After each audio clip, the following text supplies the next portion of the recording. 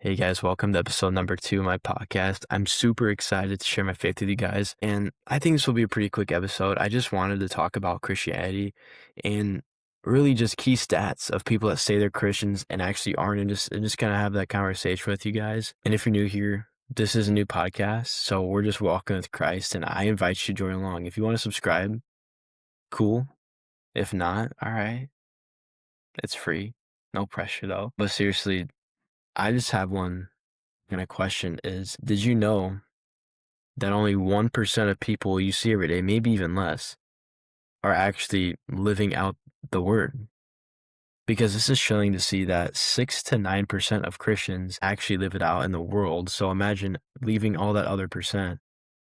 That's like majority of people say they're Christians, but actually aren't. And that's absolutely chilling to me, right? These are people that think they just need belief, that they just need to do the right thing to get into heaven. And my friends, it's not about performance. Because Jesus wants a relationship with you and me. He cares about you. And just like James says in here, faith without good deeds is dead. James chapter 2. Like, we can't just go around believing the right thing, because if we're not acting on it, then James says it's dead. We can't get into heaven just by purely being a good person. We can't get into heaven just by performing well and doing the right thing. We must have faith. We must have obedience. We must choose the narrow road, and that is hard and difficult. And it is, I guess, strict, but it is much more fulfilling than the alternative, because the alternative leads to sin, right? The road to hell feels very good, yet it's not rewarding. And the road to heaven, it really doesn't feel good all the time. It doesn't. The amount of uncomfortable situations I've been in, too many to count. But my heavenly future, that is so much more fulfilling than living with this other 90%. So I believe that is why our footprint matters. One person can change the course of these stats, because imagine the stats in your area. Think about that. Think about that one person you invite to church. Well, they can invite somebody else to church. They can invite somebody else to Bible study. And you can continue to grow and grow and grow, and you can make a change.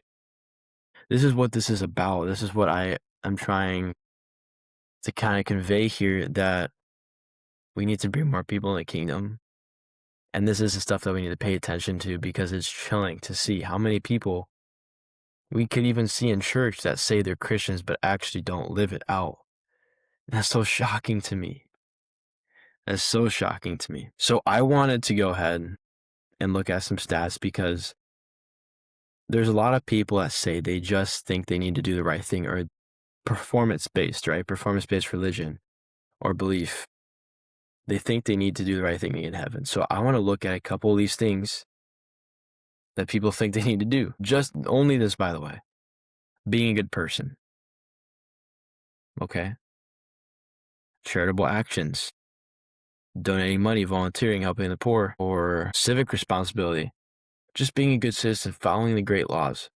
Let me tell you, any of that without the fruit or right motive behind them is like subject to being completely separate from Christ.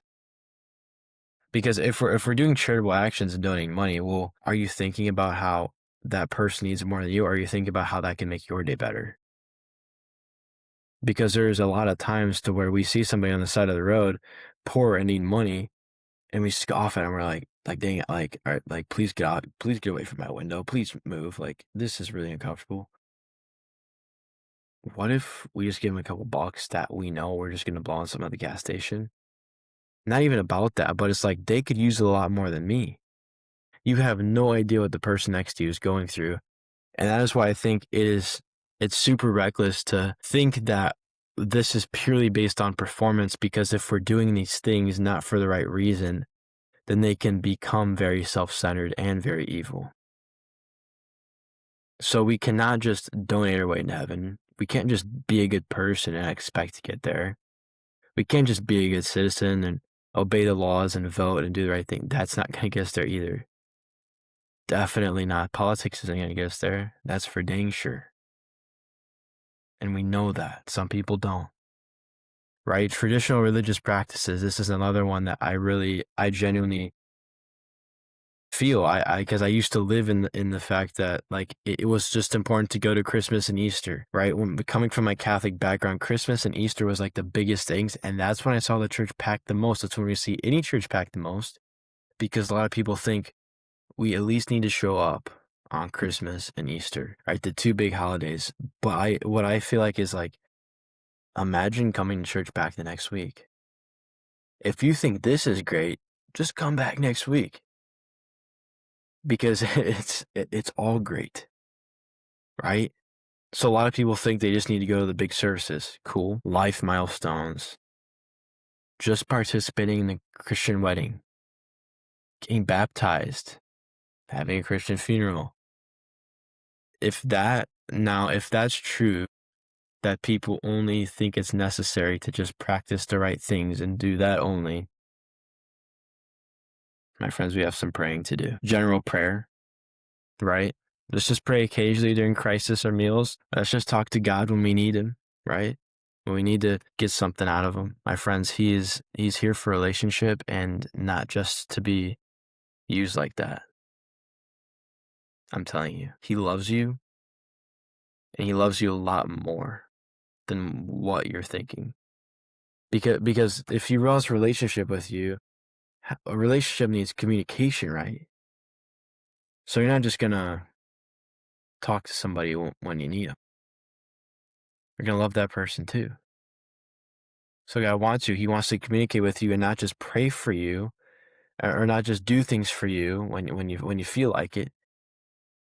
He wants to lead you. He wants you to obey and to follow what he has planned for you. So as we go down this list, it is just completely evident to me that a big majority of this percentage thinks that it is purely based on performance. And the Bible does not say that.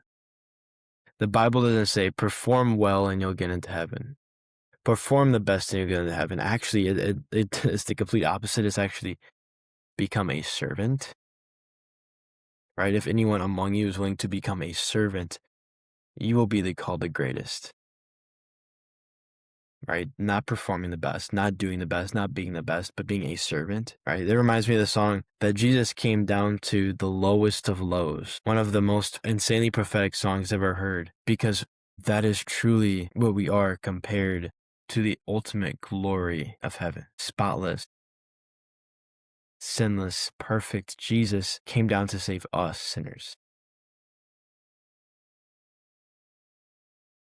So next on this is what I want to know, what do they think they have to believe? Because people think they can just get to heaven just by believing certain things, right? Okay, number one, belief in a generic God. Right? We have a creator, we have a comforter, and there is a distance between that, right? Well, God is closer than you think, man. He's right here. He's right here, and he wants you and he loves you. Another thing, beliefs about Jesus. Right? Jesus is just a good moral example. He's a great teacher, a good man. He did so much more than that, right? And then beliefs about salvation, afterlife. Salvation's a whole nother episode for me, because if I began to explain that, we would be here for another hour. Our beliefs about human nature, right? The goal in life is to be happy. Just be good, be a good person, believe in the right things, right? Because there's a lot of people that live somewhere in between and think both things. So as we kind of go through these like very generic stats, it's shocking to me that people think that's all they need to do. Sometimes people have the complete wrong idea and think they need to perform well, right? Well, this isn't performance, it's relationship. And I think honestly, the moment we think that is all about performance, we get caught up into our own schedules. And I'm telling you, the enemy loves to use busyness. The way we strengthen our faith is by communication with God, reading his word, believing in him, trusting him to guide our paths, obeying him, living out his will, not ours, right? That is what it's about. That is faith. That is true Christianity. That is true. Like, that is what we must live out. My friends, we have to pray for these people because it is insanely important that you do not hide your faith. Because as we can see here, these are many examples as I go through these stats. These are many examples of people that do hide their faith,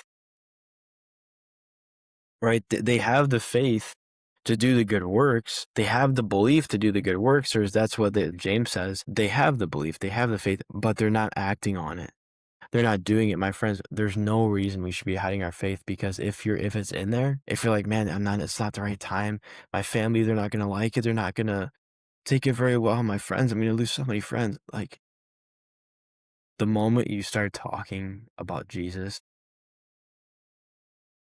the moment you start, I'm telling you, something changes. Something big happens. One more person in your life comes to Christ.